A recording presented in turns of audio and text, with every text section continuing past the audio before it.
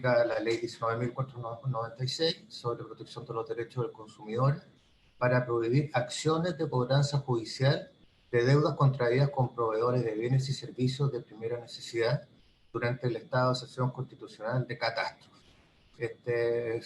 Ingresa al Senado en segundo trámite constitucional y tiene urgencia calificada de suma.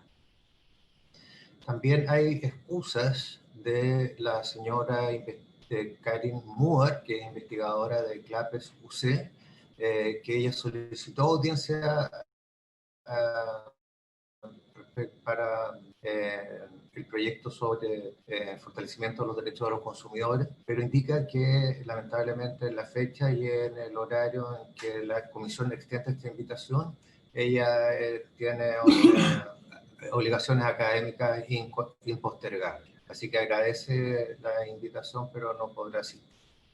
También hay una minuta del presidente de ODECO, el señor Estefan Larena, hace llegar a la comisión una breve minuta relacionada con la indicación 17A que vimos también en la sesión anterior, en el proyecto de fortalecimiento de los derechos del consumidor.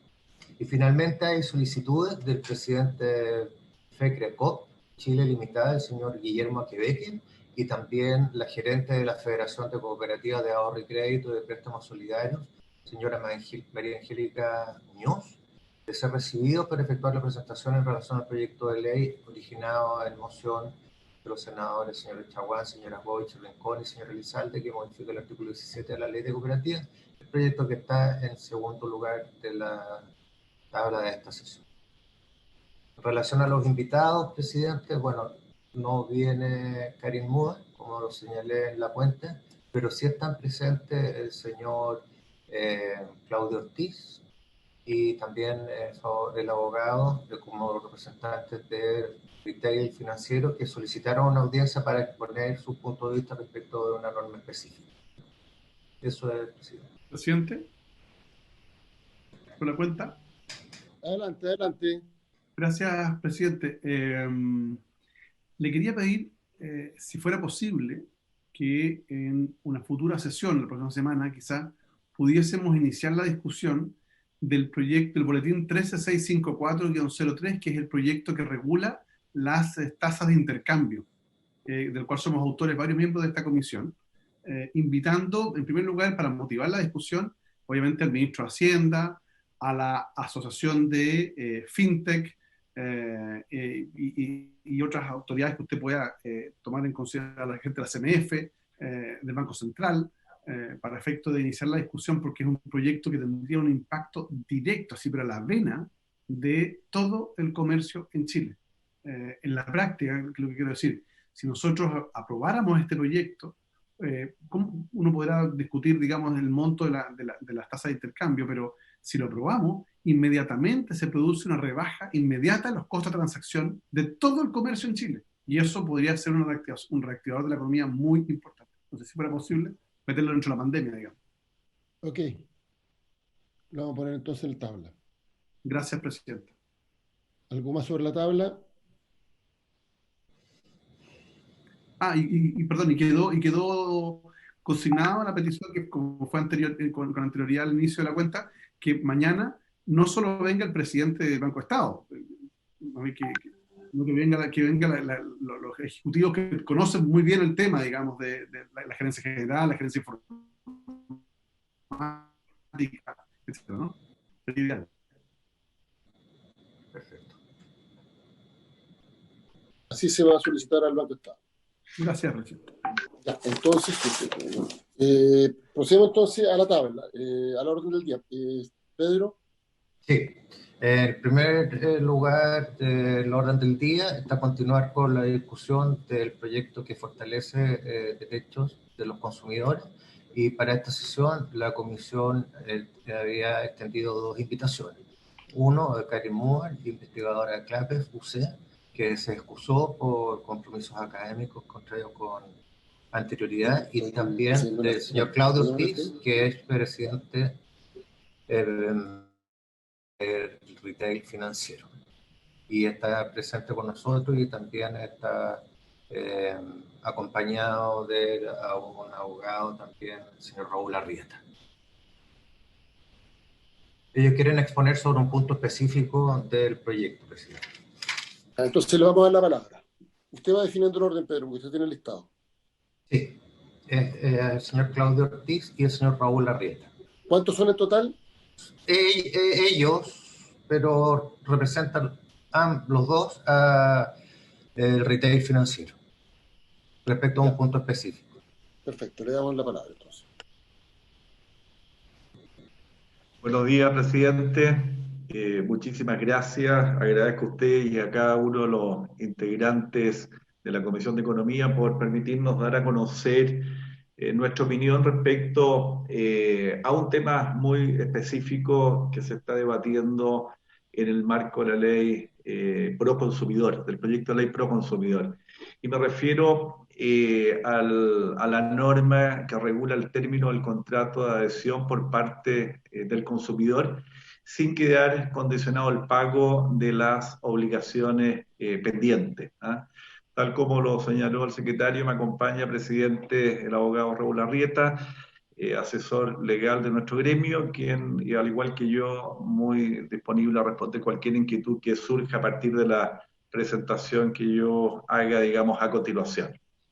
Yo quisiera comenzar, presidente, destacando que en la actualidad existen tres modalidades para poner término anticipado a los contratos de adhesión, correspondientes a operaciones crediticias vía tarjetas de crédito.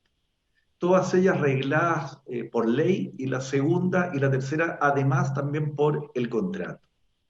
La primera de ellas es la portabilidad financiera, muy de moda hoy día comienza la aplicación de esta ley.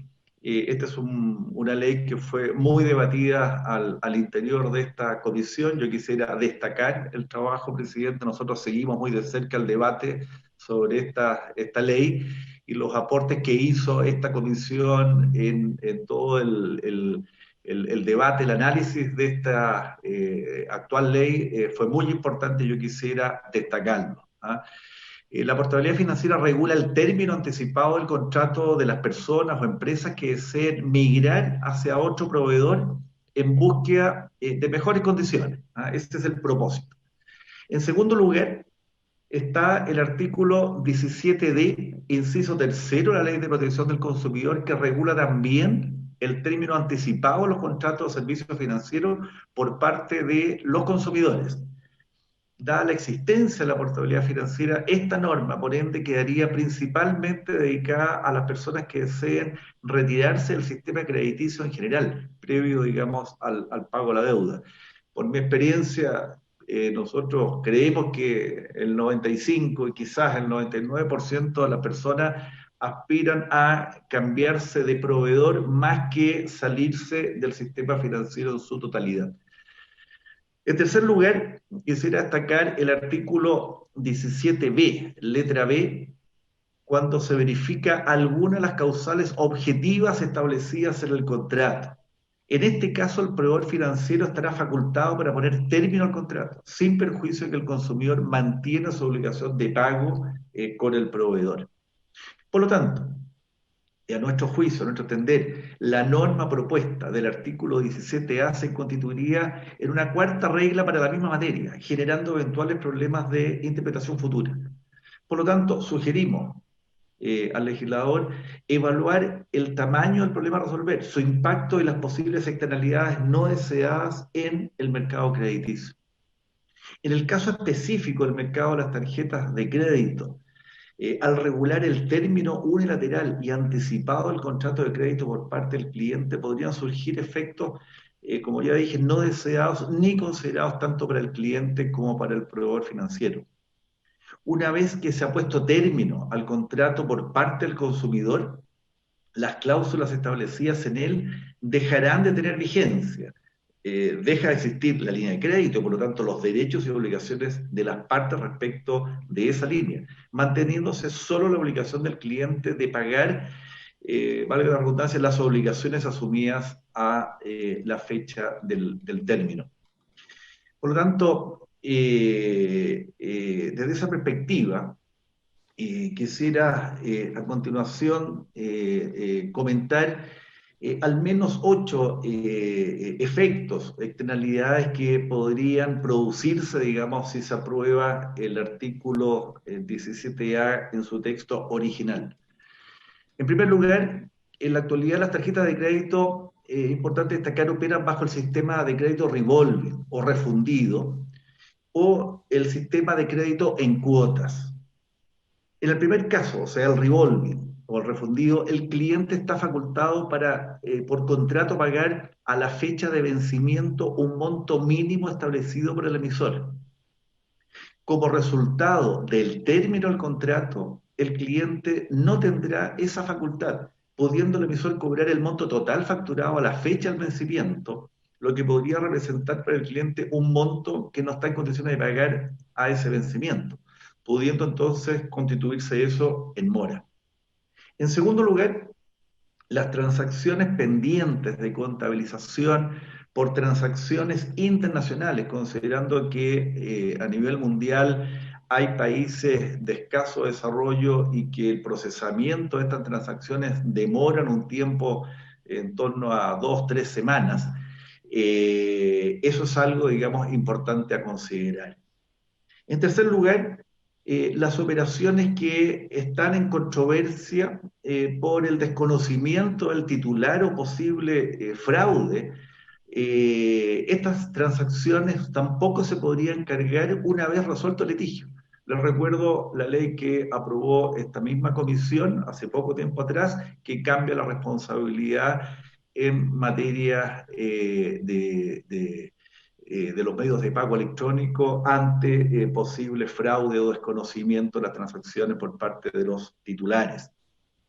Por lo tanto, esas transacciones que están reguladas por esa ley y que hay plazos específicos, de alguna manera quedarían absolutamente sin poder, digamos, ser cobradas posteriormente. En cuarto lugar, se termina la obligación de facturar y enviar estados de cuenta. En quinto lugar, se extingue algo que es muy importante, el mandato para suscribir el pagaré en el evento que dicho mandato se encuentre establecido en el contrato. La deuda sería, en la gran mayoría de los casos, incobrable por cuanto no habría pagaré y por consiguiente no se contaría con un título ejecutivo. Se debe tener presente que ejercer acciones judiciales ordinarias implican costo para las partes, tanto en dinero como en tiempo. El monto de las deudas con los medios de pagos de las empresas de retail financiero en promedio son en torno a 800.000 pesos como cupo utilizado de las tarjetas. Las transacciones mensuales las cuotas mensuales en torno a los 90.000 pesos. Estamos hablando de ese tamaño de las transacciones y por ende una acción judicial de cobro para esos montos se hace prácticamente impracticable.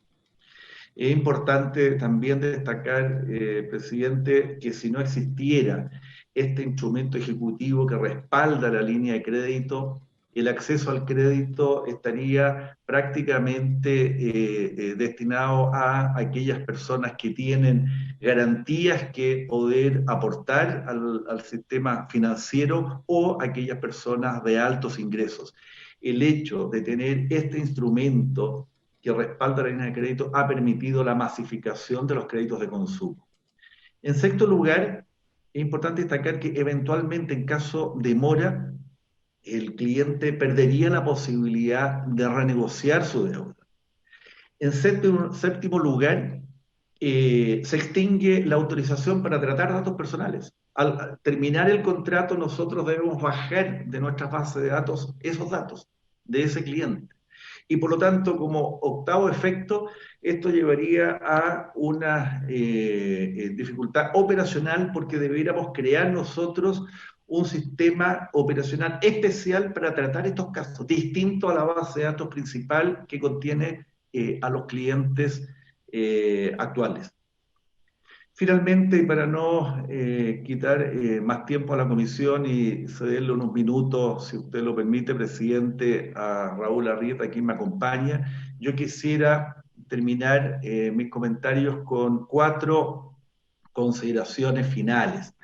En primer lugar, sugerimos a la Comisión, al legislador, un análisis de evaluación de impacto regulatorio de la actual norma del artículo 17D de la Ley de Protección del Consumidor. Según nuestra información, podrán existir casos específicos, casos puntuales, pero no hay gran evidencia que su aplicación esté generando problemas de abusos en el mercado. En segundo lugar, presidente, es importante reiterar que hoy entró en vigencia la Ley de Portabilidad Financiera, de manera que pareciera anticipado pensar en nuevas soluciones legales cuando ni siquiera se ha realizado el impacto de esta importante regulación que aborda esta misma materia. Yo quisiera destacar que en los últimos 90 días ha habido un trabajo enorme de cada uno de los funcionarios de nuestras empresas, del mercado financiero en general, para lograr estar a tiempo hoy día y poder cumplir con las exigencias que establece, digamos, esta ley. Tercer comentario, es importante también analizar si esta norma será de insistirse, esta norma, si será de aplicación futura afectando a los nuevos contratos o el legislador tiene considerado que su aplicación se hará en forma retroactiva afectando a los contratos vigentes. Y finalmente, en el evento que se quisiera optar, presidente, por establecer una regla general aplicable para otros mercados y mantener la regulación actual en materia de términos de contratos de productos financieros, el artículo 17D debiera aclararse a juicio nuestro en forma expresa en la nueva redacción legal que esta solución legal no aplica a los productos y servicios financieros y que siempre prevalecerá el artículo 17D de la Ley de Protección del Consumidor. Razones de seguridad jurídica hacen necesario generar una regla expresa que aclare este aspecto frente al posible conflicto de las dos normas. Hasta aquí mi comentario, presidente, y por su intermedio, si es posible, cederle unos minutos a Raúl Arrieta. Muchas gracias. Esto se le llama la palabra a Raúl Arrieta. Adelante.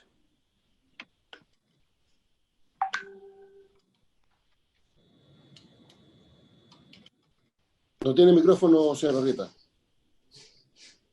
Toda la razón, estaba silenciado. Muy buenos días, señor presidente.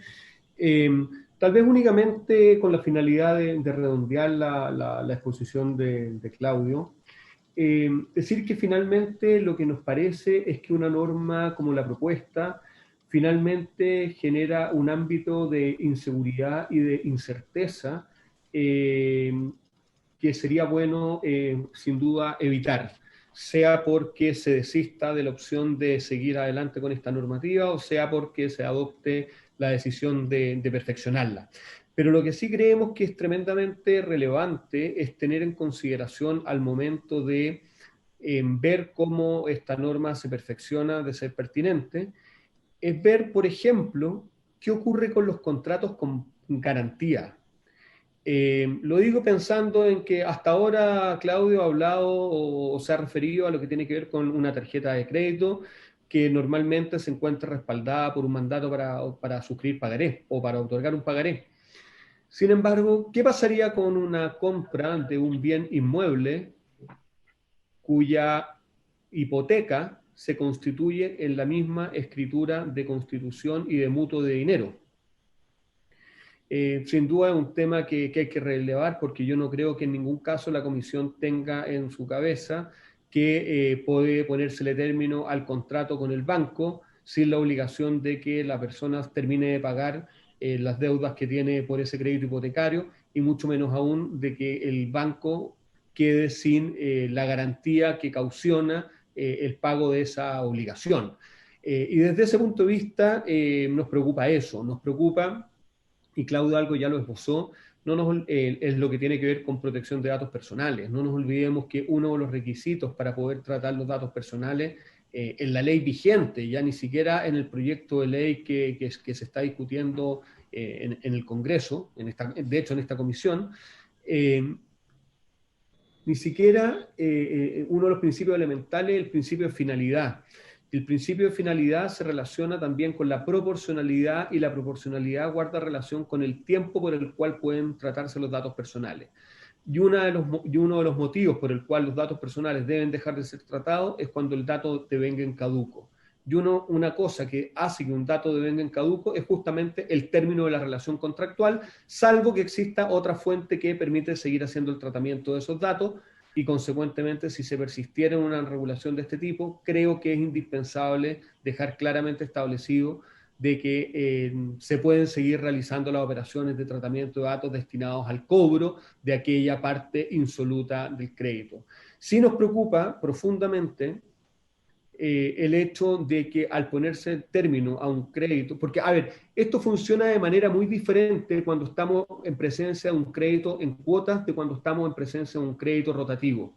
Básicamente porque el crédito en cuota, en el extremo, se podría tomar la decisión, legal de decir, ok, hasta aquí llega el contrato, acá se mata el contrato, a usted le quedan por pagar 5 cuotas, cuando termine de pagar las 5 cuotas, queda todo extinguido.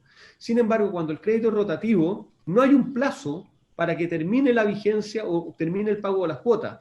Consecuentemente, si yo debo 500.000 pesos, probablemente el pago mínimo que me va a llegar por esos 500.000 pesos son 50.000 pesos. Y consecuentemente, ¿durante cuánto tiempo más tengo que seguir pagando? O estoy forzando a que se pague de manera acelerada y que consecuentemente, por el hecho de ponerle término al contrato de un crédito rotativo, inmediatamente tenga que hacer exigible la deuda, y al hacer exigible la deuda, la persona se vea obligada a pagar el total de lo adeudado. Y desde ese punto de vista creo que falta un perfeccionamiento en el evento que se tome la decisión de persistir con una norma de estas características entre lo que tiene que ver con el término del contrato, con que se mantengan vigentes todas aquellas obligaciones que no digan relación, o sea, todas aquellas obligaciones, perdón, que digan relación con el pago de la deuda insoluta.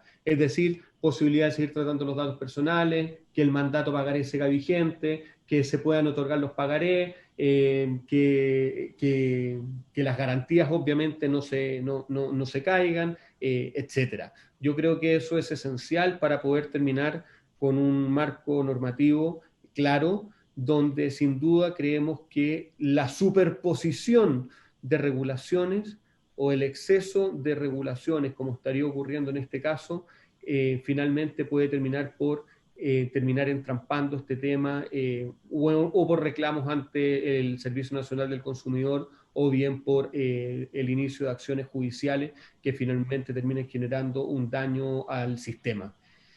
Yo creo que eso es lo principal que quería exponer, señor presidente. Muchas gracias. No sé si algún senador quiere hacer alguna pregunta o un comentario. Yo tengo un comentario. Este tema quedó pendiente y de hecho estamos a la espera de una propuesta del Ejecutivo, que no se va a resolver en la sesión de hoy día porque tenemos otro punto en la tabla, y como un tema que efectivamente requiere que se converse para que quede bien regulado, no estamos en condiciones de despacharlo en la sesión de hoy día, que está citada hasta las 11 del día. No obstante, yo creo que hay que ver cómo regular para que efectivamente se mantenga, digamos, las condiciones y garantías del crédito respectivo. Pero yo insisto que conceptualmente el costo del crédito, su procesamiento, su cobranza, se remunera a través de la tasa de interés y no de las comisiones de las tarjetas de crédito, que son dos cosas distintas. Y por tanto, si se cierra la tarjeta, habiendo un crédito, hay que establecer una regulación adecuada que permita que el pagaré sea vigente, que efectivamente se puedan seguir administrando los datos o manejando los datos, digamos, que son necesarios para esa deuda que no se ha pagado. Yo entiendo el punto que han planteado los expositores en la sesión de hoy día, pero insisto, la razón por la cual yo creo que hay que separar, digamos, el contrato del medio de pago con la deuda, y que se pueda poner fin al contrato asociado al medio de pago es para no tener cobranzas adicionales por un servicio que no se está prestando y que el cliente no quiere.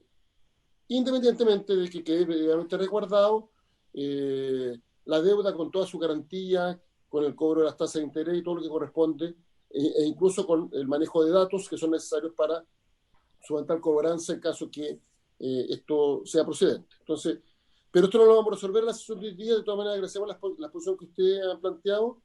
Estábamos a la espera de una propuesta en esta materia. Está Jimena Contreras en la sesión, está el director del CERNAC, y por tanto esto lo vamos a trabajar probablemente en la próxima sesión con mayor detalle. No sé si algún senador... Sí, señora Rita, adelante.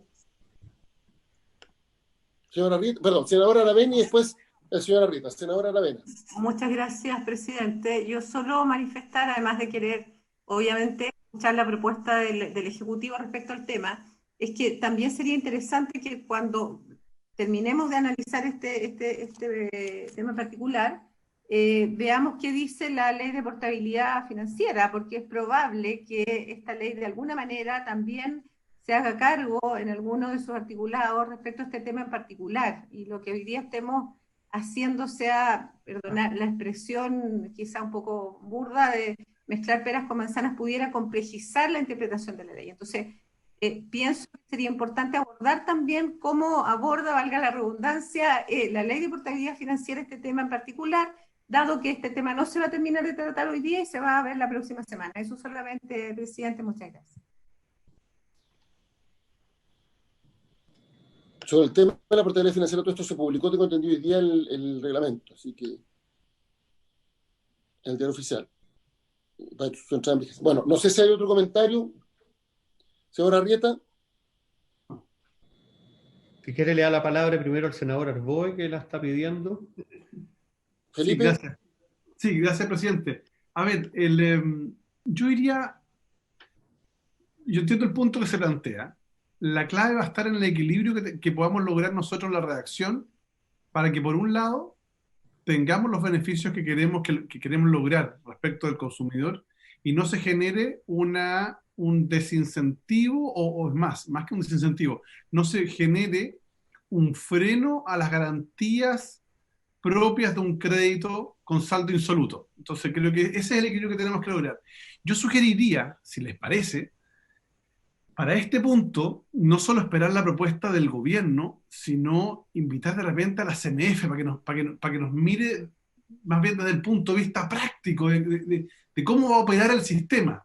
Porque ya que entró en vigencia hoy día el reglamento de portabilidad, quizás escuchar de manos del regulador, de decir, mire, esto lo vamos a hacer de esta forma, y por tanto el impacto que podría tener un artículo de esta naturaleza podría ser creo que sería positivo, digamos, para un análisis, digamos, más integral, y que el espíritu que tenemos, que es mejorar las condiciones del consumidor, no se nos vaya a enredar con otras normas de reciente aplicación, y que por lo demás no sabemos cuál va a ser el impacto real o inmediato, digamos, de la norma de portabilidad financiera. Eso. Totalmente de acuerdo con la sugerencia, presidente. Perfecto, vamos a invitar a la CMF. Señora Rieta. No, solamente aportar, porque creo que es muy valioso lo que ha señalado la senadora Aravena y el senador Arboe. Yo creo que es bueno, un poco lo que decía Claudio Ortiz, revisar la magnitud del problema y si los instrumentos que hay están disponibles para resolverlo.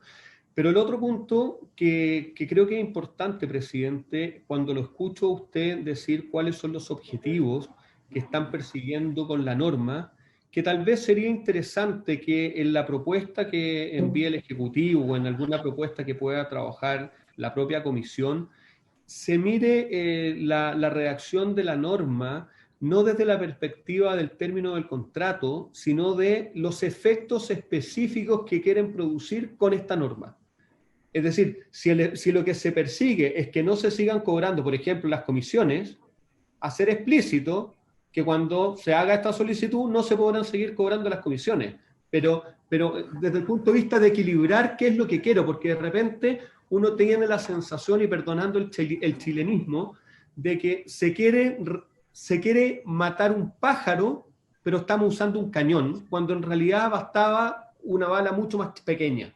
Entonces, desde ese punto de vista, yo trataría de enfocar el análisis desde el punto de vista de los efectos que quieren producir, más que sobre si lo que tiene que mantenerse vivo o no es el contrato. Presidente, por su intermedio. Sí, Jimena, adelante.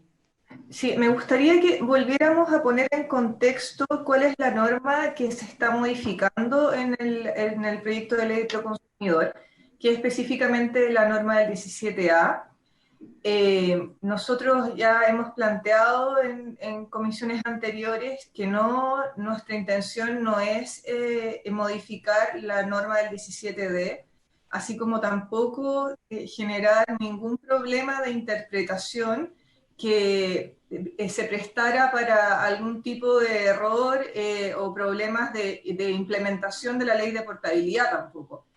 En la norma del 17A, básicamente lo que nosotros buscamos es la posibilidad de suscribir y desuscribirse de manera expedita para el consumidor, donde el consumidor pueda salir de un contrato de la misma manera o de la manera menos gravosa posible, de tal manera que no quede amarrado. Pero esto no dice relación nuevamente, con los bienes y productos de naturaleza financiera que tienen su regulación especial en el artículo 17D y ahora en la nueva ley de portabilidad que hoy entra en vigencia.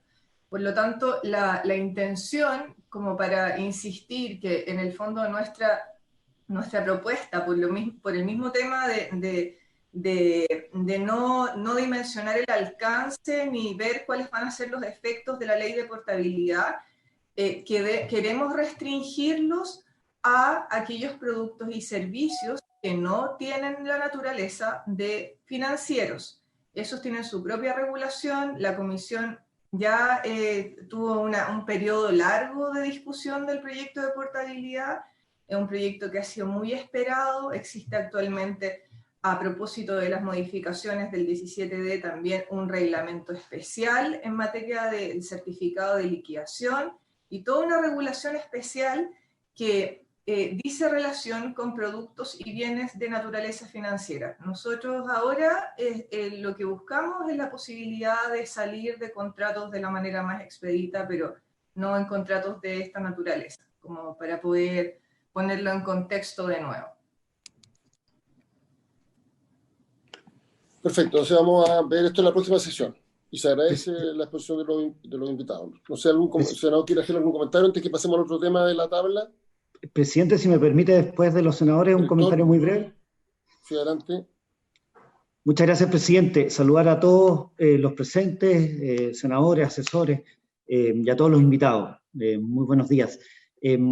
Efectivamente, desde la perspectiva del CERNAC, en el ámbito de la protección de los derechos de los consumidores, señalar que ¿qué más queremos nosotros? Que la portabilidad financiera tenga una implementación impecable, que esto tenga un impacto efectivo en términos de que los consumidores puedan optar a alternativas más baratas en términos de créditos y operaciones en general de productos y servicios financieros, y también que esto opere de la forma más sintética posible, es decir, que se acorten los plazos, que se reduzcan los costos y que también se faciliten los trámites. De hecho, el CERNAC tiene que publicar hoy una circular interpretativa que es complementaria al reglamento de portabilidad financiera que se publicó en el día de hoy.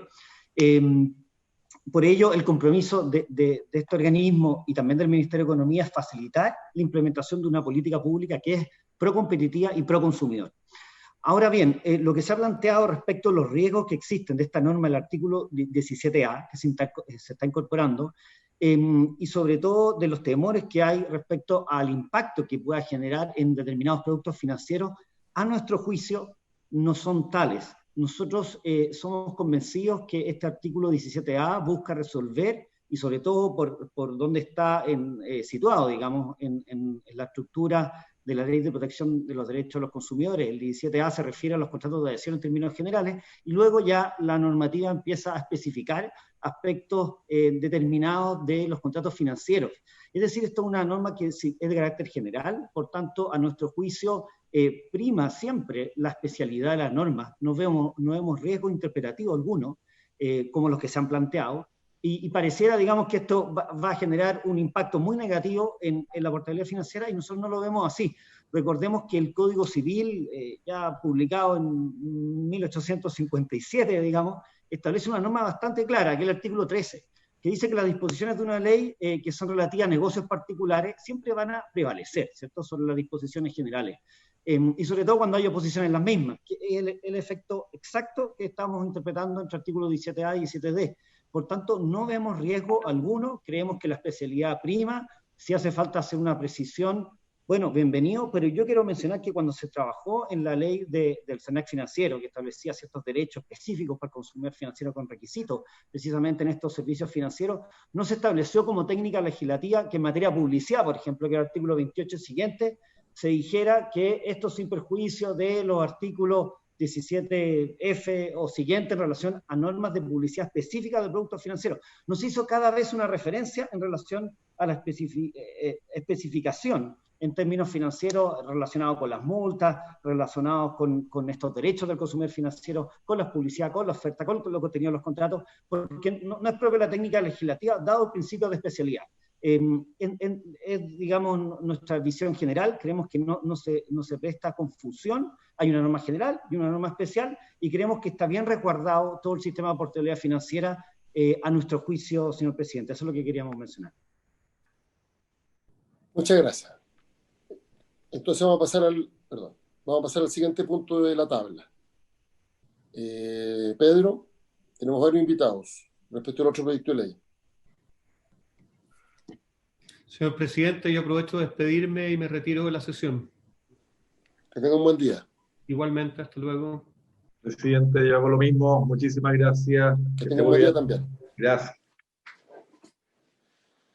Ya, Pedro, usted tiene el listado de invitados. Vamos a partir por los invitados por el Ministerio de Economía y después por la Superintendencia y finalmente los representantes de las cooperativas. Perfecto.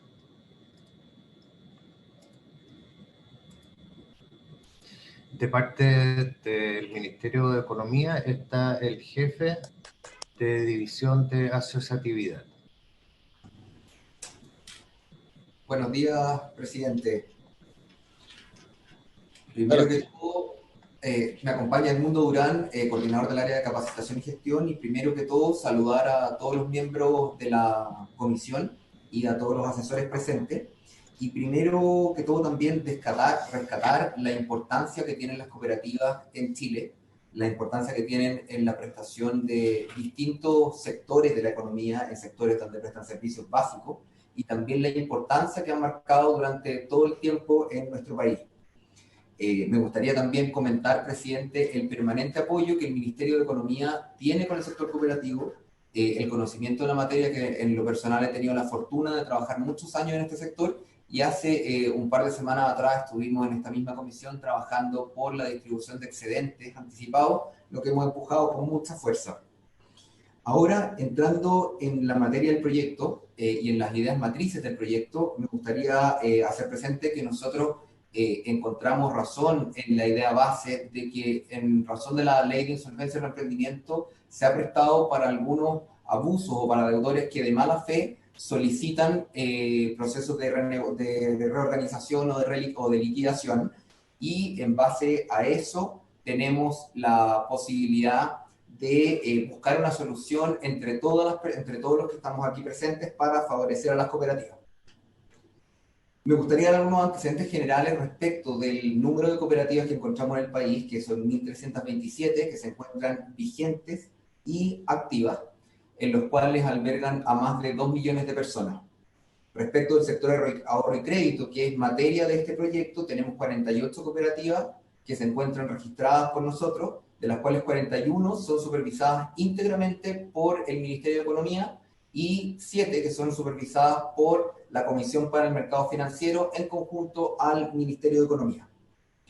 Ahora, respecto de la moción propiamente tal del proyecto de ley en el que busca excluir a las cooperativas de ahorro y crédito de los procesos que establece la ley 20.720, me gustaría dar algunas opiniones al respecto con una separación propiamente tal de lo que se trata del proceso de renegociación y reorganización con el proceso de liquidación. Hoy nosotros consideramos que no es oportuno excluir a las cooperativas de los procesos de renegociación y reorganización, porque eso implicaría de que quedarían fuera de todo el procedimiento concursal y estaríamos sacando la posibilidad de que en el caso de un traspié económico pudieran reestructurar su pasivo y poder dar cumplimiento a sus obligaciones y mantenerse desarrollando sus actividades económicas y su participación en el sistema financiero, que las cooperativas entregan gran importancia en eso, destacando que son más o menos 1.600.000 socios los que forman parte de las cooperativas de ahorro y crédito.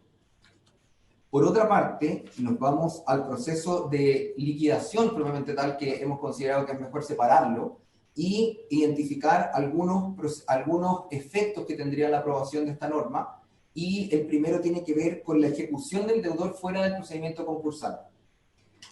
Si siguiéramos la hipótesis del proyecto, en la cual se plantea de que los créditos que los socios tengan con la cooperativa quedarían fuera de este proceso concursal, nos encontraríamos con que la tasa de recuperación, lejos de aumentar, podría disminuir.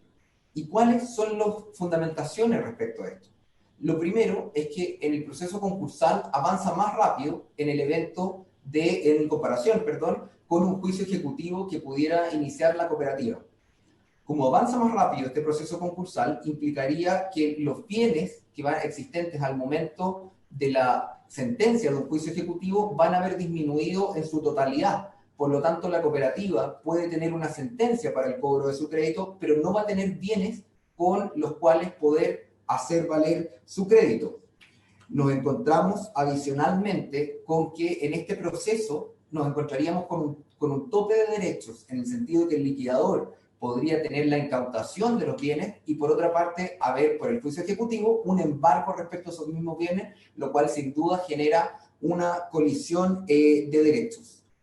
Por otra parte, acá se obstruye la consolidación de todos los juicios y todas las obligaciones que tiene un mismo acreedor. Y acá se replican un poco los argumentos que estaba mencionando anteriormente, ya que al tener dos tribunales diversos, se produce una situación de bastante ineficiencia y sobrecarga además a los tribunales de justicia. Por lo tanto, esto además va a poner una demora adicional a los procesos de juicio ejecutivo que puedan haber en este caso, y adicionalmente haríamos que el deudor incurra en mayores costos, lo cual agravaría la situación de insolvencia o este traspié económico por el que está ocurriendo.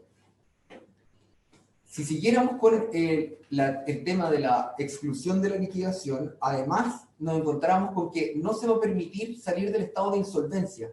Por lo tanto, por ejemplo, un socio que tenga obligaciones con dos o más cooperativas no se podría acoger a ninguno de los procedimientos concursales y entraría en un círculo del cual no va a poder salir, ya que no va a poder liquidar sus deudas y de la forma como está planteado el proyecto tampoco va a poder renegociar sus créditos en razón de las normas del proceso concursal.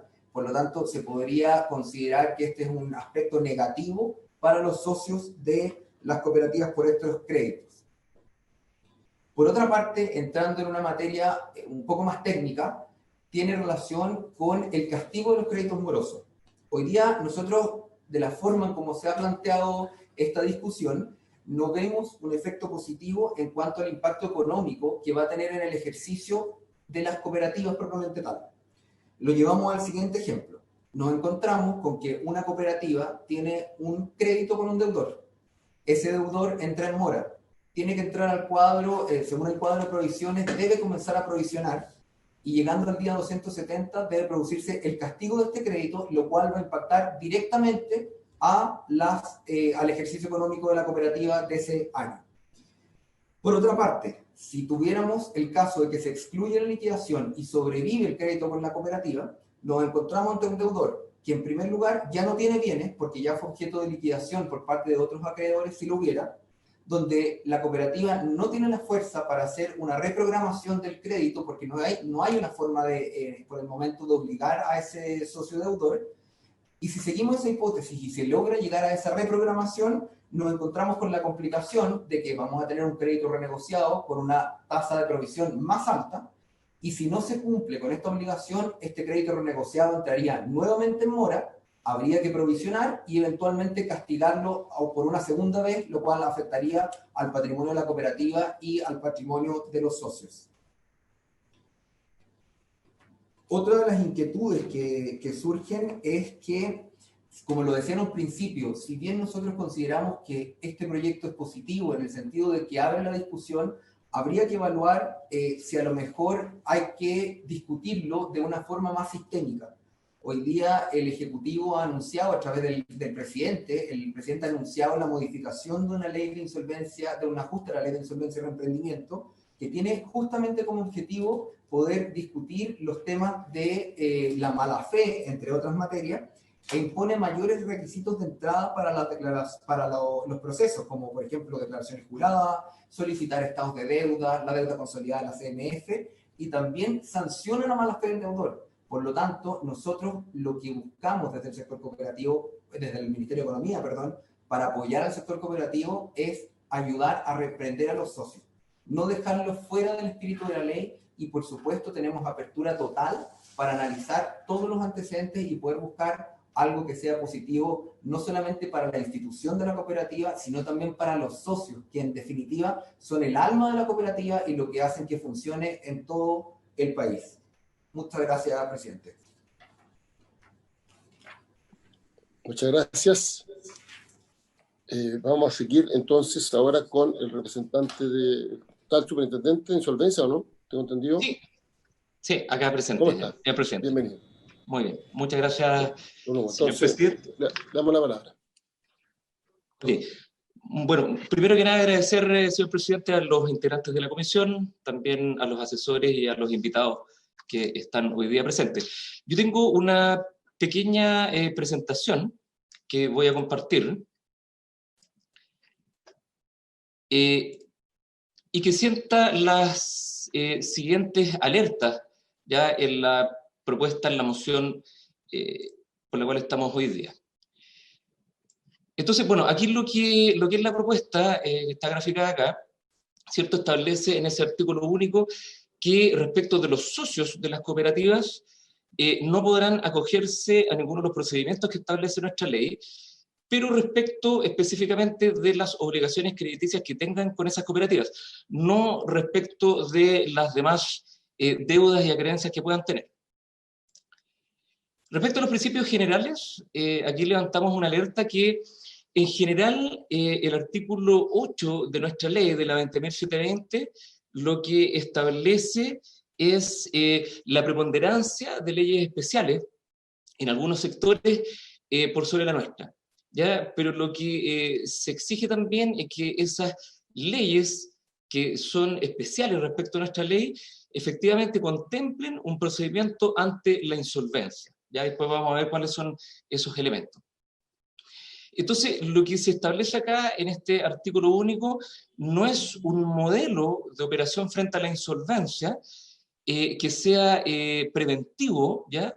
Sino que establece una regulación especial y básicamente una tutela con respecto a un crédito. Que en nuestro país, en general, no existen créditos tutelados, pero sí los jueces han determinado que, por ejemplo, los juicios por pensión alimenticia, las deudas por pensión alimenticia, sí deberían tener algún tipo de tutela, y si bien entran al procedimiento, no se extinguen. Por lo tanto, el deudor tiene que seguir pagando esas deudas.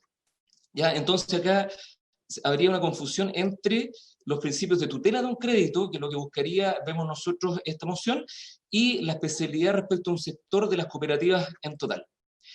Ahí podemos ver, y la verdad no los quiero marear, sino que algunos ejemplos que sacamos de mercados regulados, como los servicios sanitarios, los bancos, energía, las ISAPRES, también ahí se nos quedó fuera las instituciones de educación superior, por ejemplo, y en las cuales en estas leyes se establece sí una regulación ya que no está por sobre la de insolvencia, pero sí es preventiva, y en el minuto que la entidad, por ejemplo, una universidad, entre en insolvencia, se coordinan ambos procesos, ¿ya? Y así lo hemos hecho con distintas instituciones, como por ejemplo el Ministerio de Educación, ¿ya?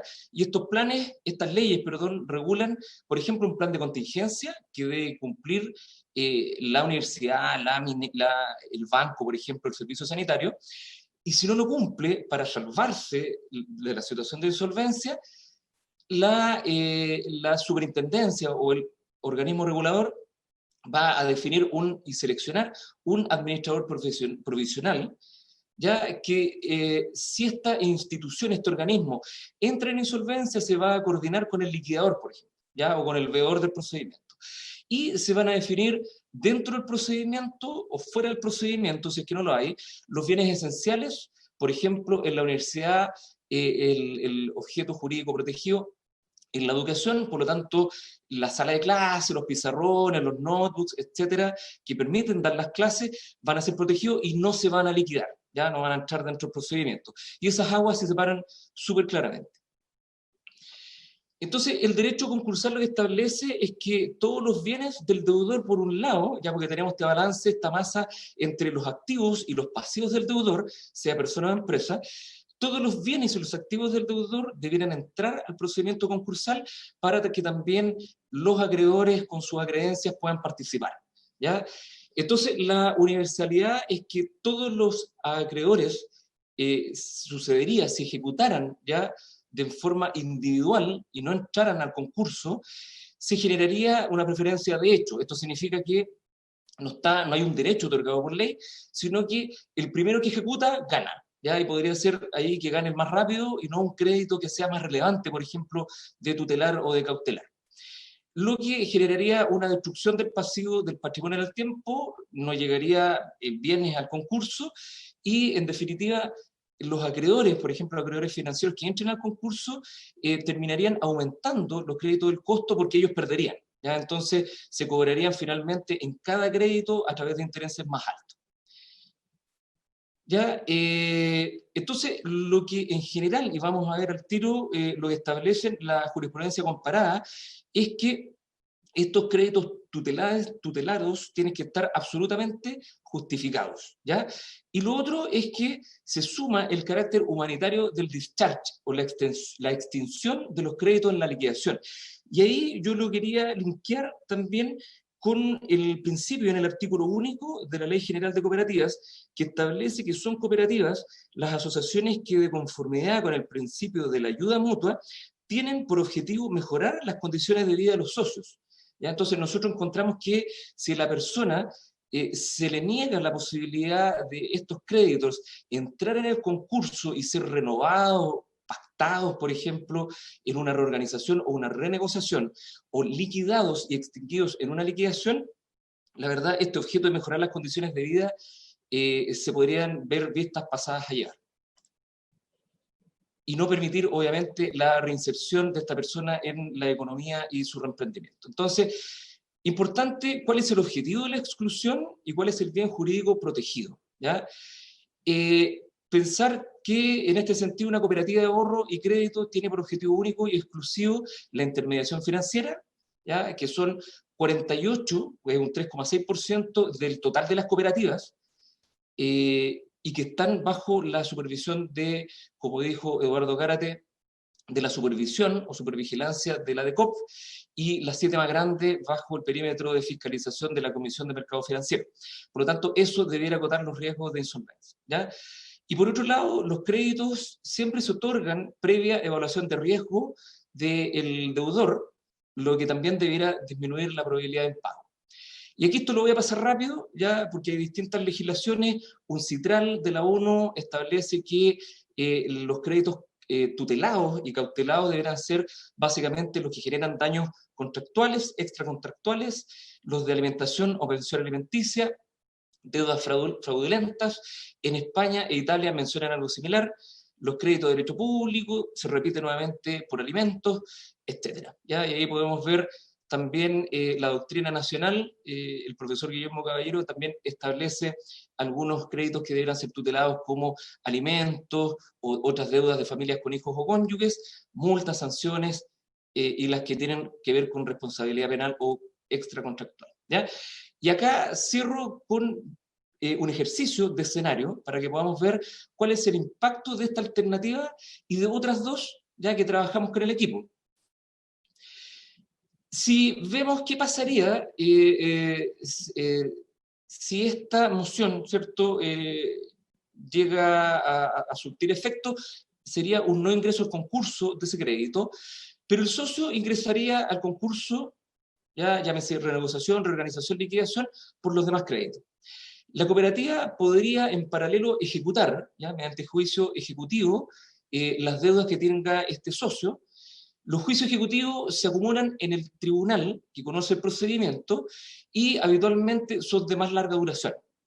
Por lo tanto, los bienes del deudor se van a vender, se van a consumir dentro del procedimiento, si es una liquidación, y no van a quedar patrimonio sobre el cual cobrarse de manera posterior. Por lo tanto, lo que sí podría la cooperativa cobrarse respecto a un patrimonio nuevo, futuro, que podrían ser, por ejemplo, ingresos futuros, ¿ya? En reorganización, renegociación, y eso también es un tema que tocó Eduardo, el acreedor, en general, todos los acreedores, y un procedimiento que tiene una alta tasa de éxito, recuperan todo el capital y gran parte de los intereses en un plazo mayor, ¿ya? Y finalmente los socios podrían tener más restricciones para acceder a créditos de otras instituciones, dado que el seguir por esta deuda en DICOM, ¿cierto?, en todos los registros públicos, elevaría el nivel de riesgo. Otra alternativa que evaluamos es ingresar al concurso ya de este crédito, pero evitando la extinción del saldo, ¿ya? Supongamos que entra, se va a pagar con parte de los bienes, pero el saldo que quede no se va a extinguir. Los efectos nosotros entendemos que son similares, pero en lugar de no entrar al 100%, va a salir no extinguido un porcentaje que podría ser relevante, ¿ya? Y por lo tanto va a persistir la carga de este deudor y no va a poder reinsertarse y reemprender en la economía. Los acreedores del concurso también se verían perjudicados porque sus propios créditos no van a tener esta tutela, ya le van a quitar parte de los bienes para el pago de sus propias deudas y al final va a ser el único crédito que no se va a extinguir. Y finalmente lo mismo, el mismo ejercicio, las personas cooperadas podrían tener más restricciones para acceder a otro crédito porque van a mantener la deuda y por lo tanto el costo del crédito podría haberse aumentado. Y finalmente, un tercer ejercicio, si pensamos que se le quisiera dar alguna preferencia de pago, ya tendría que ser considerado como una preferencia en el Código Civil. Ahí dice, bueno, el título en el libro cuarto, porque no están contempladas en la ley de insolvencia, debería establecerse como una preferencia legal, dado que no tiene una garantía real como los créditos hipotecarios, por ejemplo, comprenda, y en tal entendido competirían directamente porque hoy día, por ejemplo, las leyes sociales están en el número 5, y competirían con los créditos laborales, ya que el legislador lo que quiso, a diferencia de la ley de quiebra, es que los trabajadores sí se paguen con preferencia. Entonces ahora la torta quedaría más chica si es que se pensara en esta tercera alternativa, ¿ya? Y se agrega un punto al anterior, que las garantías reales, hoy día los acreedores financieros que tienen una garantía real, ¿cierto?, o una prenda, por ejemplo, un bien, un departamento, un predio, lo que sea, se verían también castigados por esta medida, porque para garantizar, para pagarse ellos mismos deben garantizar a los créditos de primer privilegio, ¿ya? Donde están del 1 al 9, digamos, los créditos laborales, los créditos sociales y también los impuestos. Y si las garantías se ven perjudicadas, obviamente estos acreedores financieros terminarían encareciendo también las condiciones de los créditos que se entregan, por ejemplo, en la vivienda cuando se genera un crédito hipotecario, ¿ya? Así que eso sería mi presentación, bastante corta y centrada, digamos, en un análisis de escenario de los posibles, los potenciales efectos que podría tener esta medida, o si también tratando de abrir y considerar algunos otros caminos alternativos. Muchas gracias por el tiempo. Muchas gracias, señor Sánchez. Entonces le vamos a dar ahora la palabra a Rosa Zócar, de la Confederación de Cooperativas de Chile.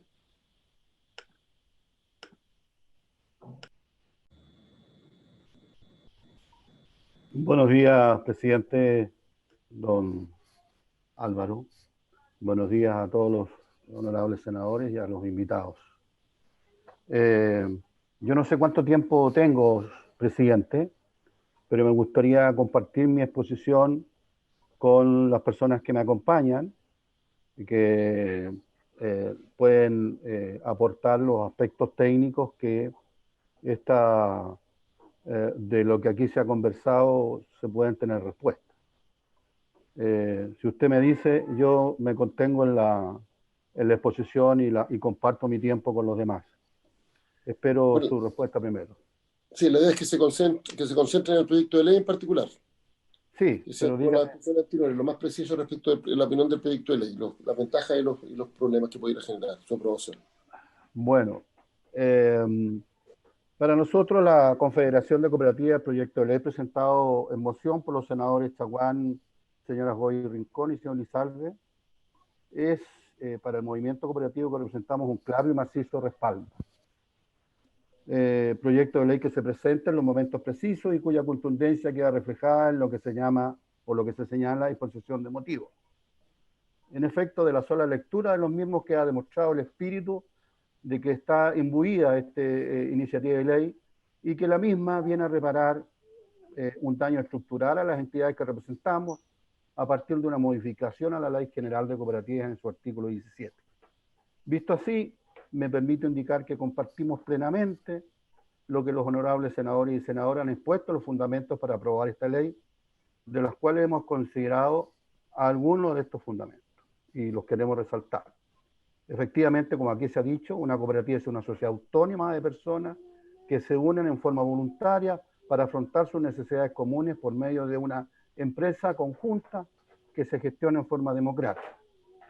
En la base del cooperativismo, en consecuencia, se encuentra el compromiso moral de poner en común los esfuerzos y recursos personales para que desde el logro comunitario de objetivos destinados a promover una mayor calidad de vida sea entregado bienestar individual a quienes han puesto en práctica el principio de la autoayuda. Lo esencial de una cooperativa es que su accionar en la actividad económica esté basado en valores y principios que les son propios, valores éticos como la honestidad, la transparencia o el compromiso, principios únicos como la libre adhesión, la gobernanza democrática, la igualdad en las decisiones, un socio, un voto, el compromiso con la comunidad, etc. Es importante tener en cuenta que las cooperativas pertenecen al denominado tercer sector de la economía o al sector de la economía social y solidaria. El cooperativismo en este marco constituye una corriente que va más allá del capitalismo, ya que su asistencia no está basada en la generación de ganancias. Esto es muy importante, lucro, sino en la satisfacción de las necesidades de sus socios. En consecuencia, la tramitación de este proyecto de ley en primer trámite constitucional de los honorables senadores antes señalados no solo viene a poner en una defensa institucional a nuestras organizaciones, las cooperativas de ahorro y crédito, sino a hacer una justa y legítima diferencia entre el universo financiero y nuestras entidades. Recordamos que cabe señalar que en la tramitación de la ley número 20720 no se consideró ni se visibilizó el concepto primordial existente en una cooperativa de ahorro y crédito, cuál es el que el socio tiene la condición de deudor y acreedor al mismo tiempo. Estos fundamentos, piezas matrices en que se sustenta este proyecto de ley, son en esencia los mejores y mayores defensores de que tal iniciativa se apruebe, ya que en su aplicación en la práctica evitará que entidades de este tipo, tan importantes para los sectores carenciados de nuestra sociedad, sufran daños por ejercer lo que su naturaleza valórica y de principio les indica.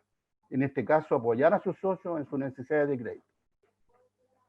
Finalmente, para Confeco, esta iniciativa puede ser sujeto de mejoría, no nos cabe duda. Por ello, y a partir de lo que hemos incluso escuchado en esta sesión, hemos consensuado un acuerdo sectorial amplio que nos permitimos aportar.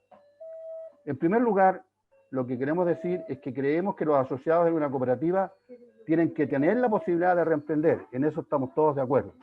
En consecuencia, esta iniciativa debe considerarlo. Y finalmente, nosotros quisiéramos hacer una indicación que pueda agregarse como un artículo único que me permito leer en la esperanza de que este acuerdo en el cual hemos llegado, incluso con la autoridad del ministerio, en el sentido de que compartimos la idea de que los socios de una cooperativa tienen el derecho de reemprender, nosotros presentamos lo siguiente. Los créditos contraídos por los socios de las cooperativas de ahorro y crédito quedarán excluidos de los procedimientos de liquidación voluntaria, señalados para personas jurídicas y naturales en el título 2, capítulo 5, y en el título 1, capítulo 4 de la ley número 20.720. Los créditos indicados precedentemente mantendrán sus garantías en los créditos o embargo en sus juicios ejecutivos ya iniciados. Es cierto que esta es una iniciativa que entendemos corresponde en otro ámbito hacerlo presente. Sin embargo, creemos que podemos aportar con esta idea de modo tal que esta ley pueda considerarlo. Y finalmente quisiera pedirle, presidente, la oportunidad a los técnicos que comparten con nosotros la Confederación esta iniciativa para que puedan hacerse también cargo incluso de algunas aseveraciones que se han hecho acá y que creemos que tienen respuesta desde lo cooperativo también, si usted me lo permite, presidente. Adelante, le damos la palabra a las personas. ¿Quién va a hacer uso de la palabra, señor Azócar? Don Gastón López, por favor. Entonces le damos la palabra al señor López. Buenos días, saludando primero a los señores honorables senadores, al director de la DECO, del CENAC que están presentes y a todos los demás. Bueno, a mí me toca obviamente presentar algunos argumentos de carácter técnico que desde el punto de vista jurídico, a mi juicio, harían razonable por lo menos tener una mirada en el sentido de la discusión que se está dando hoy en día. Los que me antecedieron ya obviamente presentaron argumentos bastante sólidos, pero desde el punto de vista de la relación de acreedor y deudor, ¿ya? ¿Y por qué digo esto? Porque para entender nuestra postura hay que entender primero que todo cuál es el vínculo virtuoso que hay entre la cooperativa y sus socios, que se aleja bastante desde el punto de vista jurídico a la relación que existe por regla general entre los deudores y acreedores de otros organismos bancarios o de otras materias, como las universitarias, ISAPRE, algunos ejemplos que se dieron. En efecto, para nosotros, obviamente, la cooperativa y el socio son dos caras de una misma moneda, ¿ya? Y cuando hablamos de la ley 20.720, entendemos, obviamente, que los socios tienen la calidad de deudor, pero también, a su vez, tienen la calidad de acreedores. Y es una situación bastante curiosa que se da en el mundo del derecho, porque como lo he planteado, la regla general no es aquella. En efecto, para entender esto, tenemos que indicar, obviamente, que cada socio que ingresa a la cooperativa, que a través, digamos, voluntariamente, tiene la posibilidad de pedirles crédito a la cooperativa en cualquier tiempo, cualquier ocasión y de los montos, obviamente, que establece la ley. Pero cuando se otorga el crédito y él cae en estado de insolvencia, obviamente, ¿ya? Quien recurre a los tribunales de justicia solicitando, obviamente, el cobro de esta deuda es el gerente general a través de los mandatos, obviamente, que le ha incorporado la propia Asamblea General. Y en esa Asamblea General están los socios, obviamente, que pueden tener la calidad de deudores en el futuro. Ahora bien, a diferencia, obviamente, de las relaciones que existen entre acreedores y generales en otros ámbitos, ya, como lo he dicho, el socio acá tiene la calidad de deudor y acreedor, pero al mismo tiempo se producen otros efectos jurídicos que están dados por la misma Ley General de Cooperativa y su reglamento, y, por cierto, los estatutos propios de cada cooperativa. Y en el sentido de que no solamente al ingresar a los procedimientos, en este caso de liquidación voluntaria, que es el que nos está ocasionando mayor perjuicio en este minuto, el socio obviamente le ocasiona un daño patrimonial por la deuda específica de la cual se trata, ¿ya? No solamente ese daño. Recordemos obviamente que la Ley General de Cooperativa establece la posibilidad del socio, por ejemplo, obviamente de obtener el pago de excedentes, ¿ya? Además, obviamente, establece la posibilidad que el socio pueda pertenecer a la cooperativa.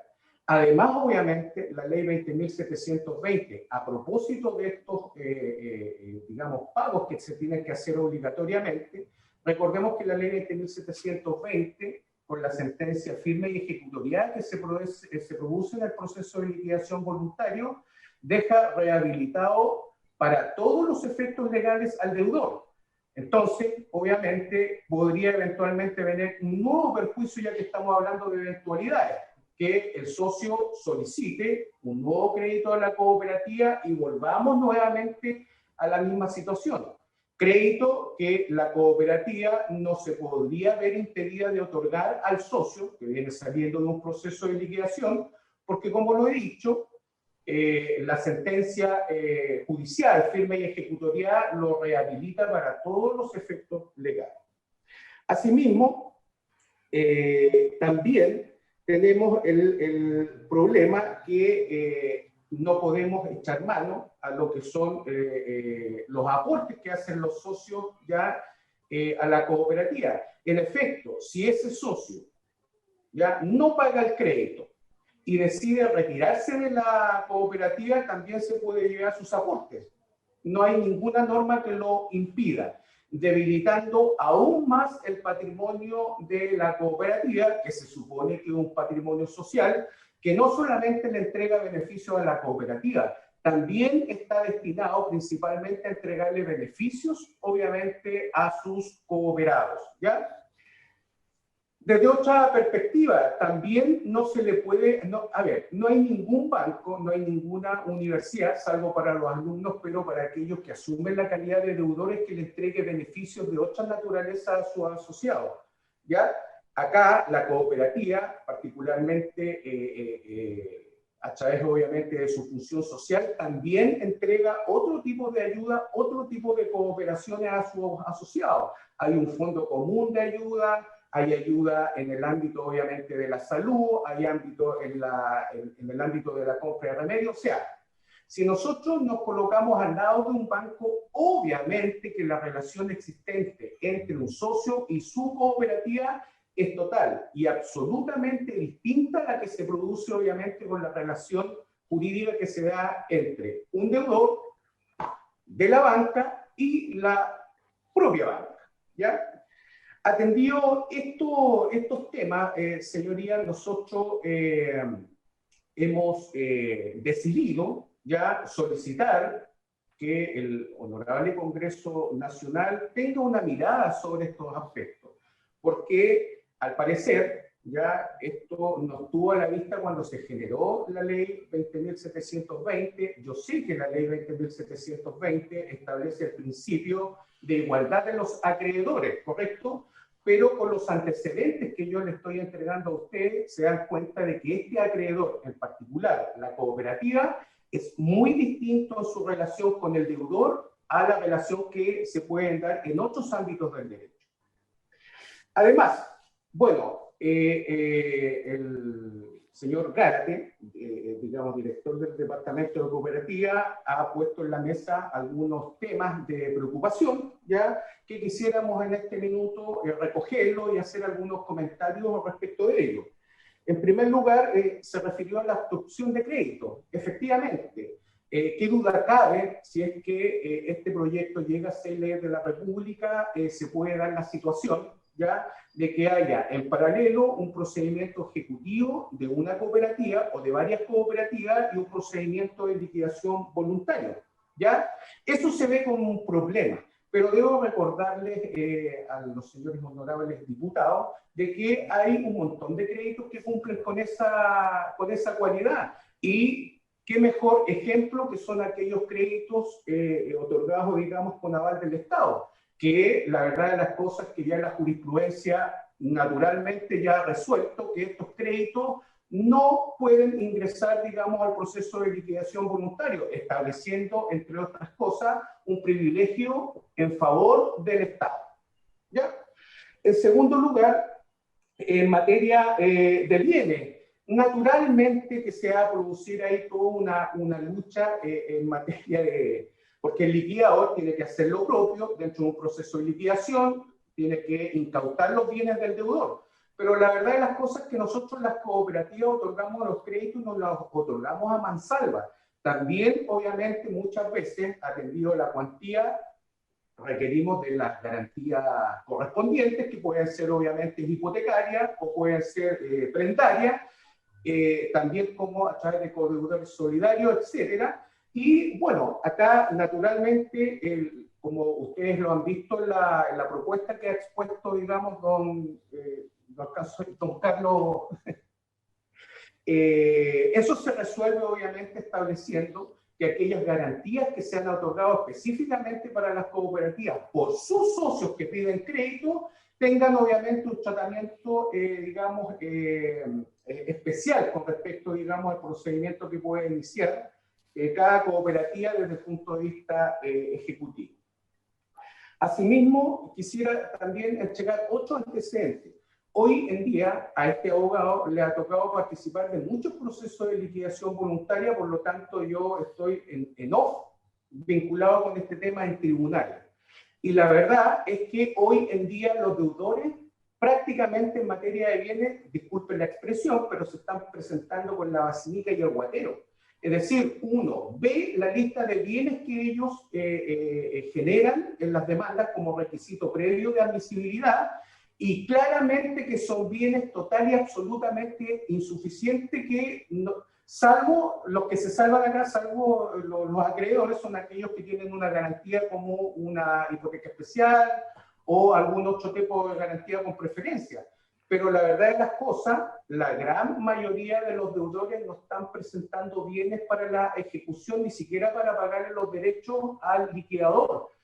Y ese es un problema que a lo mejor no se visualizó, pero que está produciendo efectos, y sobre todo en las cooperativas, porque la cooperativa, otro elemento de importancia, obviamente, que se tiene que considerar, es que sus esfuerzos están destinados a un segmento de la población que no es el más acaudalado, digamos, del país. Pues el principal segmento, digamos, de crédito se otorga a personas emprendedores, personas jubiladas, etcétera, etcétera, etcétera.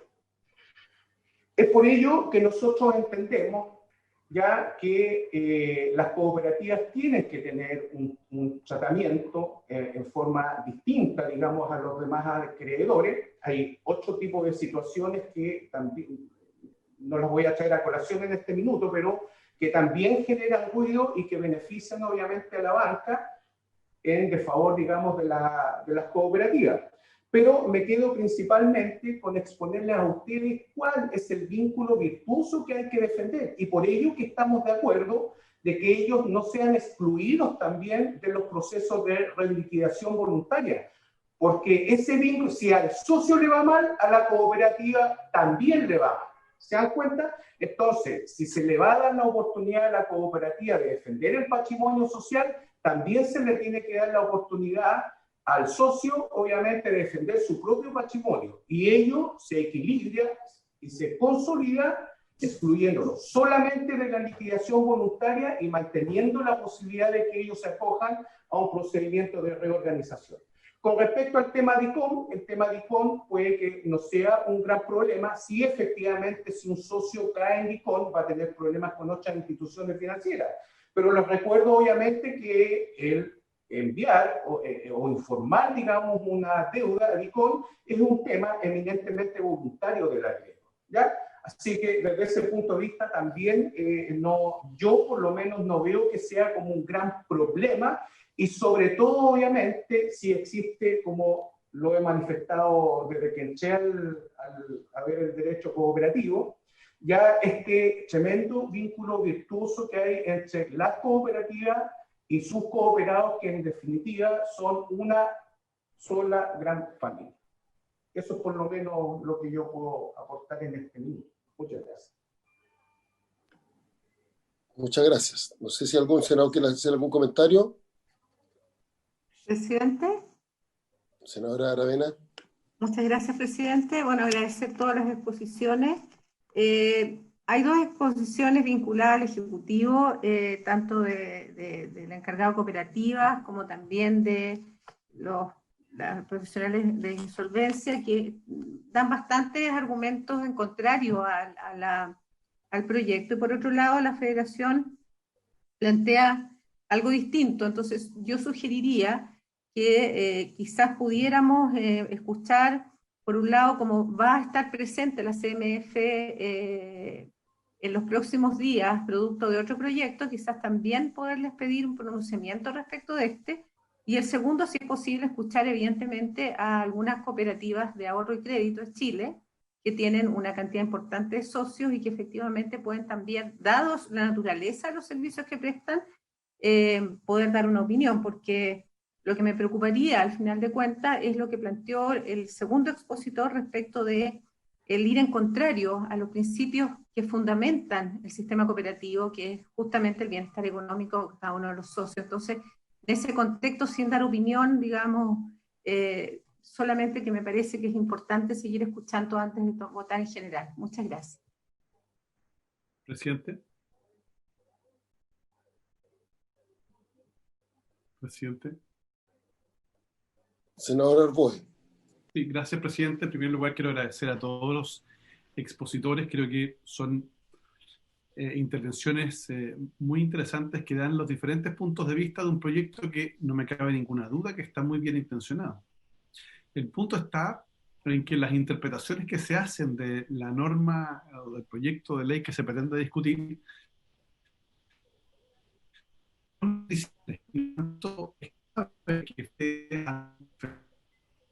incluso la proyección de impactos tan distinta que se tiene, tengamos la capacidad de poder seguir escuchando y analizando en detalle cada uno de los puntos de este proyecto. Yo creo que primero, es conocido mi defensa acérrima, digamos, modelo cooperativo como un modelo de economía no solo social, sino una economía sustentable, una economía participativa, y creo que el cooperativismo moderno, a mi juicio, es una forma muy positiva. De hecho, he destacado en todos lados la reciente iniciativa del presidente de Frío Sur, Rosario del Río, que forma una cooperativa de trabajadores y le da un porcentaje de la participación. Creo que es un avance en esa materia. Y todo lo que vaya a fortalecer el modelo cooperativo, bienvenido sea.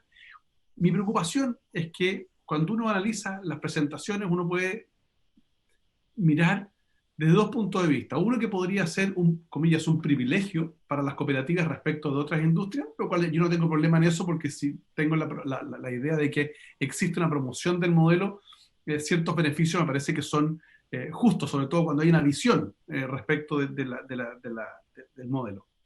Pero lo que me preocupa es que esa misma interpretación puede darse al otro lado, es decir, impedir que un cooperado pueda iniciar un proceso de reliquidación, de reprogramación o liquidación judicial, puede entenderse, por un lado, incluso un perjuicio para el propio cooperado, en el sentido de que, tal como decía el superintendente, pueda estar sujeto a un procedimiento en paralelo, por la vía de la liquidación, pero también por la vía de un juicio ejecutivo, puede generar también un impacto negativo, podría generar un impacto negativo en la propia cooperativa, que va a tener que deducir una acción ejecutiva en paralelo a la otra. O sea, creo que aquí hay que mirar el todo. ¿Cómo buscamos fortalecer el modelo cooperativo?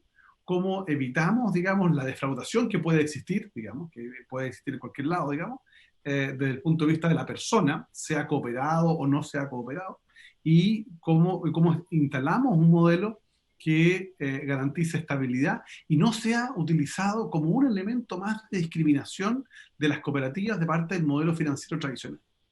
Que ya hoy día la banca genera un conjunto de problemas a las cooperativas para el acceso al crédito. Imagínense ustedes si le metemos un comillas, privilegio, probablemente pueden utilizar también como un elemento de discriminación, decir, miren, sabe que la verdad es que no hay condiciones de garantía respecto de esto, razón por la cual le aumentamos el riesgo y cuando le disminuimos la capacidad de crédito. No lo sé, yo no estoy en condiciones de afirmar eso, pero sí me interesaría la posibilidad de que escucháramos, como digo, a la CMF, escucháramos también a algunas cooperativas para ver en la aplicación práctica cuál sería, digamos, una alternativa de solución.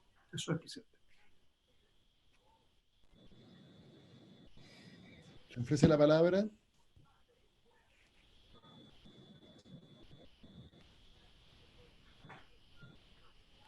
Presidente, buenos días.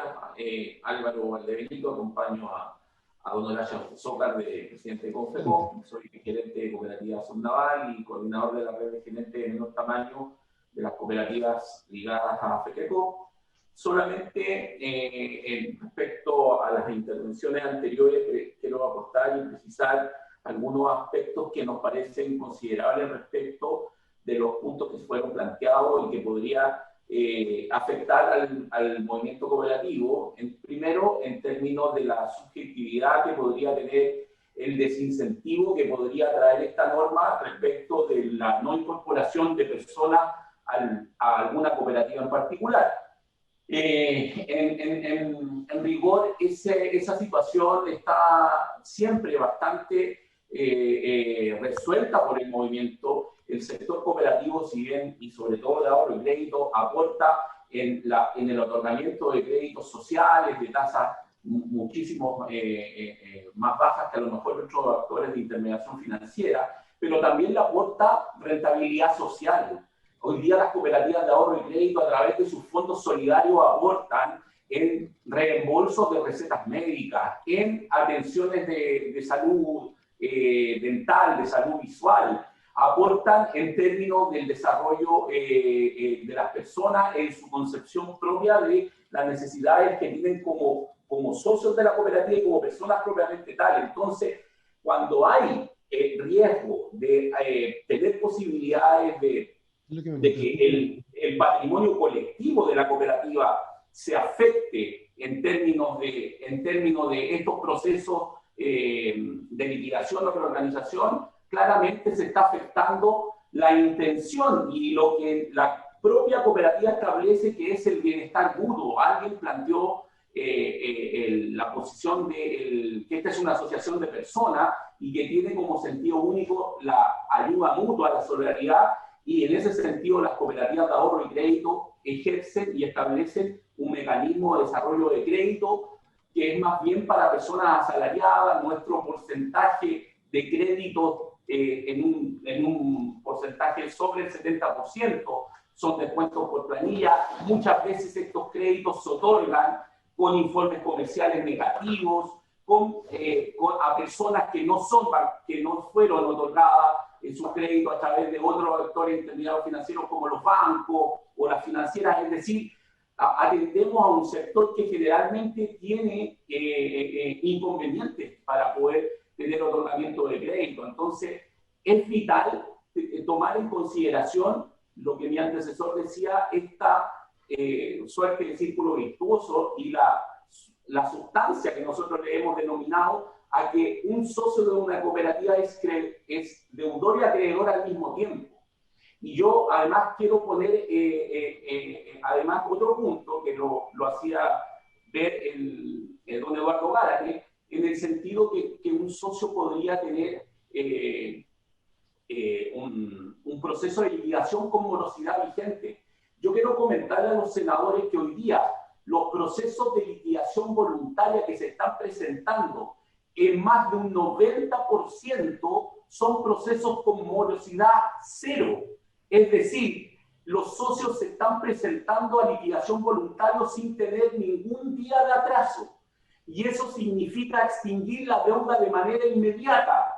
Y además significa que la cooperativa tiene que castigar contablemente ese crédito. Y la Ley General de Cooperativa establece que si una cooperativa tiene un 50% de pérdida patrimonial, la cooperativa tiene que disolverse.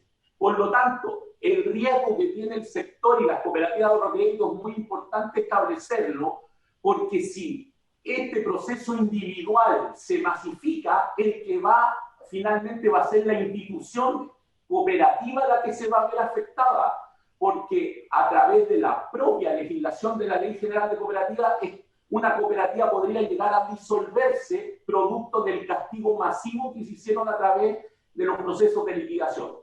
Por eso que en la interna y en el movimiento, tanto de las cooperativas afiliadas, supervisadas por la CMF, como cooperativas supervisadas a través del Ministerio de Economía y en particular de la DAE, hemos consensuado que nosotros no estamos en contra de un proceso de reorganización. Es más, por eso que avalábamos y estábamos de acuerdo con el indicativo que presentaba don Horacio Zócar, en términos de establecer el proceso de reorganización bajo la vía administrativa válido para un cooperado. Pero la liquidación voluntaria que se presenta, como les decía, sin tener morosidad vigente, que sobrepasa cualquier análisis de riesgo de crédito que podamos hacer en nuestras instituciones y que le pega directamente al balance, al estado financiero de cada institución, es muy letal porque nos obliga y nos hace castigar directamente del ejercicio propio que tienen las cooperativas. Por lo tanto, pensamos que el proceso de liquidación voluntaria, y es lo que habíamos establecido, es un proceso que afecta directamente a las instituciones como las nuestras y que de cierta forma pueden generar un riesgo no solo patrimonial hacia la institución, sino con un riesgo de posibles disoluciones en el caso de cooperativas más pequeñas, cooperativas que pueden tener 200, 300 socios. Me recuerdo Codemaqui en la localidad de Quilpué, con procesos de liquidación voluntaria perfectamente podrían disolverse. Entonces, ese es lo que nosotros estamos planteando desde el punto de vista de la situación de estar de acuerdo en la exclusión de los créditos en los procesos judiciales, pero estando de acuerdo en que un socio cooperado y un ciudadano en particular puede tener la posibilidad de reorganizarse. Eso quería aportar al presidente. Muchas gracias. Como ya estamos en la hora, ustedes hicieron una propuesta para una indicación, así que le agradecería que nos hiciera llegar el texto. Está, presidente. Ya. Yo no sé si lo enviaron a la Secretaría para tener La Secretaría lo mostró ahí en la... Ya, perfecto. Y bueno, ya estamos pasado la hora de la sesión. Entonces, cuando volvamos a analizar este proyecto y lo pongamos en tabla, vamos a coger lo propuesto por la senadora Aravena para invitar a la... Bueno, cuando venga la CMF le vamos a plantear que nos dé una opinión sobre este tema y vamos a más invitar a una cooperativa de las grandes que tiene una naturaleza distinta en términos de cuál es la función que cumple. No sé si hay otro comentario, porque vamos a ver por terminar la sesión. Solo uno más, presidente, si me permite. Mire, yo comparto lo que ha dicho el senador Arboe. Yo creo que tanto el Departamento de Cooperativas, en este caso la DAE, perdón, y otros actores tienen claramente un manifiesto interés en buscarle una solución a este problema. Yo creo que hemos coincidido en un punto, que creo que es un avance, que es que hay que separar lo que es una liquidación voluntaria a lo que es una reorganización. Y en eso comparto también lo que ha dicho el señor Hugo Sánchez. Todos tenemos derecho a volver a empezar. ¿Qué mejor que una cooperativa, digo yo, para que eso se pueda hacer? Por lo tanto, creo que por ahí va el camino y estamos en disposición, presidente, de responder a todas las inquietudes que aquí se nos han presentado. Yo solamente he podido traer a un especialista como don Gastón López, podemos traer a muchos otros de mayor renombre y conocidos, pero nos parecía que lo fundamental en este proyecto de iniciativa de ley es que para nosotros, lo reafirmamos, llega en el momento preciso. La ocasión anterior se le dio una gran noticia a los socios de las mismas cooperativas de ahorro y crédito al permitir que sus consejos pudieran entregar los remanentes que correspondían.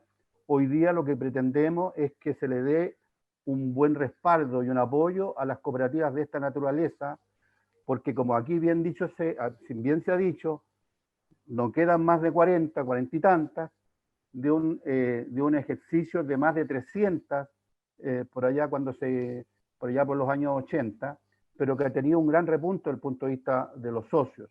Y por tanto creemos que perder una cooperativa, tal como lo plantea el gerente de la cooperativa Sol Naval, de allá de Valparaíso, no es perder cualquier cosa, es perder también la esencia de una comunidad. Hay comunidades que se reflejan en sus cooperativas, y eso es una defensa de lo que los organismos internacionales consideran un patrimonio inmaterial de la humanidad. Una cooperativa es eso, y cada iniciativa que vaya en esa dirección creo que estamos apuntando a lo que se ha dicho en esas instancias internacionales. Por lo tanto, estamos disponibles, presidente, para lo que usted nos necesite, para seguir aportando para que esta ley que ustedes iniciaron tenga el mejor de los destinos. Gracias, presidente. Muchas gracias. Entonces, habiéndose cumplido el objeto de la sesión, se levanta.